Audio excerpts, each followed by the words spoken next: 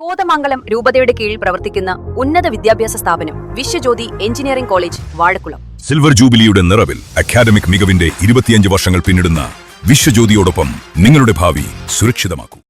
Thiruvananthapuram corporation മേയറെയും കൗൺസിലർമാരെയും ആക്രമിച്ച CPM ഗുണ്ടകൾക്കെതിരെ മൂവാറ്റുപുഴയിൽ BJP പ്രതിഷേധം. BJP ജില്ലാ ഓഫീസിന് മുന്നിൽ നിന്ന് ആരംഭിച്ച പ്രകടനം വെള്ളൂർകുന്നത്ത് സമാപിച്ചു.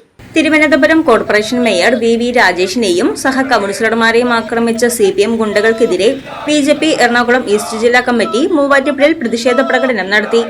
BJP ജില്ലാ ഓഫീസിന് മുന്നിൽ നിന്ന് ആരംഭിച്ച പ്രകടനം കച്ചേരിത്താഴം ചുറ്റി വെള്ളൂർക്കുന്നം മഹാദേവ ക്ഷേത്ര ഗോപുരത്തിനു മുന്നിൽ സമാപിച്ചു. ജില്ലാ പ്രസിഡന്റ് PP സജീവ് പ്രതിഷേധ സമരം ഉദ്ഘാടനം ചെയ്തു.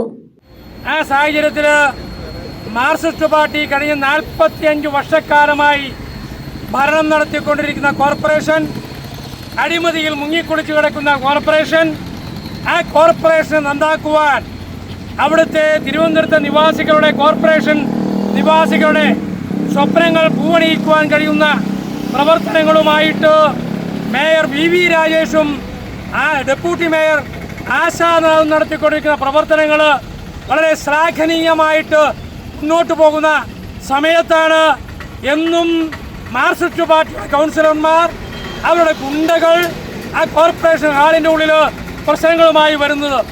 അത്തരത്തിൽ നടത്തുന്ന പ്രശ്നങ്ങൾ പല ഘട്ടങ്ങളായി മുന്നോട്ട് വരുമ്പോൾ അതിനെയൊക്കെ തരണം ചെയ്തുകൊണ്ട് തന്നെ നമ്മുടെ മേയർ മുന്നോട്ട് പോകുന്നു, നമ്മുടെ കൗൺസിൽ മുന്നോട്ട് പോകുന്ന സാഹചര്യത്തിൽ മാർക്സിസ്റ്റ് പാർട്ടിയുടെ ഗുണ്ടകൾ ഇന്ന് നടത്തിയ ആ അക്രമത്തെ പ്രതിഷേധിച്ചുകൊണ്ടാണ് ഇത്തരത്തിൽ സംസ്ഥാന കൗൺസിൽ അംഗം VN വിജയൻ, ജില്ലാ ജനറൽ സെക്രട്ടറിമാരായ ET നടരാജൻ, അരുൺ P മോഹൻ, മണ്ഡലം പ്രസിഡന്റുമാരായ T ചന്ദ്രൻ, അരുൺ നെല്ലിമറ്റം, ബിനുകുമാർ, മോർച്ച ജില്ലാ പ്രസിഡന്റുമാരായ Shabu VC, AS Vijumon, Ajeesh Thankappan, KK Aneesh Kumar തുടങ്ങിയവർ പങ്കെടുത്തു.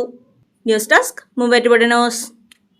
എന്റെ കാഴ്ചയ്ക്ക് ചില ബുദ്ധിമുട്ടുകൾ അനുഭവപ്പെടാൻ തുടങ്ങിയത് ഈയിടെയാ. ആദ്യം ടെൻഷനായി. മകളാ പറഞ്ഞത് അഹല്യയിൽ പോകാൻ.